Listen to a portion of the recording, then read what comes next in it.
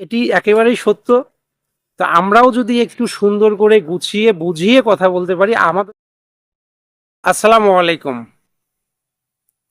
বোবার কোনো শত্রু নেই,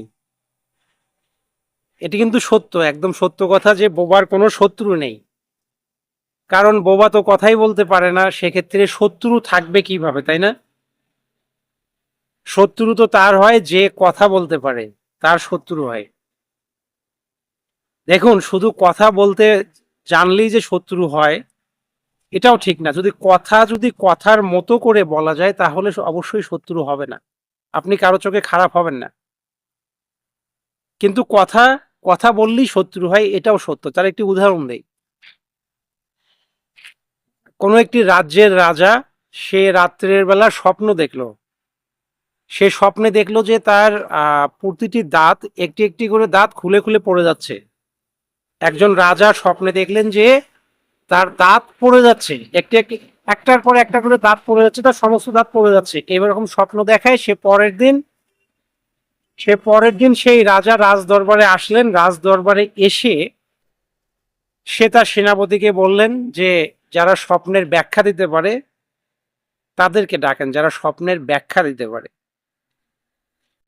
তো সেনাপতিরা যথারীতি হচ্ছে যারা স্বপ্নের ব্যাখ্যা দিতে পারেন তাদেরকে ডাকলেন। তো তারা আসলেন, এসে রাজার কাছ থেকে ভালোভাবে শুনলেন, যে স্বপ্নটা ভালোভাবে শুনে তারপরে ব্যাখ্যা দিলেন। তো একজন বলল যে রাজামশাই, আপনার স্বপ্নের যে অর্থ তাতে হচ্ছে আপনার পরিবারের সবার মৃত্যু দেখে মরবেন আপনি।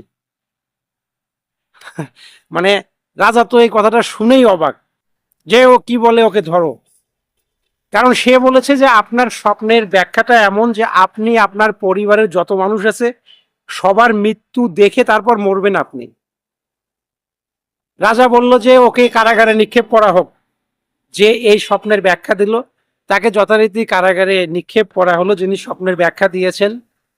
রাজা সেই দিন রাতের বেলা শুলেন, শোয়ার পরে আবার সেই সেম স্বপ্নটি আবার দেখলেন, যে তার মুখের একটি করে দাঁত পড়ে যাচ্ছে, একটার পর একটা দাঁত পড়ে যাচ্ছে তার মুখে। তো রাজা মশাই তো অবাক, যে সেম স্বপ্ন আমি আজকেও দেখলাম। পরের দিন সে রাজ দরবারে গিয়ে যথারীতি সেনাপতিকে বলল যে ভালো কোনো, যে স্বপ্নের ব্যাখ্যা দিতে পারবে, একদম অরিজিনাল ব্যাখ্যা দিতে পারবে, তাকে ডাকা হোক। সে আসলেন, সেনাপতি এরকম একজন মানুষকে নিয়ে আসলেন। নিয়ে আসার পর সে সমস্ত কিছু শুনলো। শুনে সে রাজাকে বলল যে রাজামশাই, আপনার জন্য একটি খুশির খবর আছে। রাজামশাই বলল, কি খুশির খবর? বলল যে আপনার স্বপ্নের ব্যাখ্যা হচ্ছে আপনি দীর্ঘ আয়ু পেয়েছেন।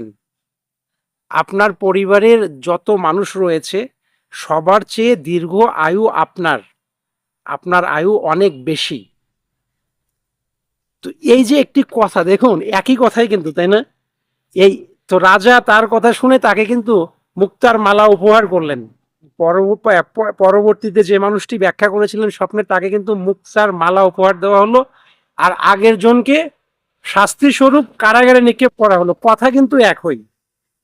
অর্থাৎ রাজার স্বপ্নের ব্যাখ্যা হচ্ছে রাজা বেশি দিন বাঁচবে, তার পরিবারের মধ্যে সবচেয়ে বেশি দিন বাঁচবে। কিন্তু আগের জন যা বলেছিলেন, পরের জন যা বলেছিলেন, উত্তর একটাই, কিন্তু কথার সুর ও ধরন আলাদা।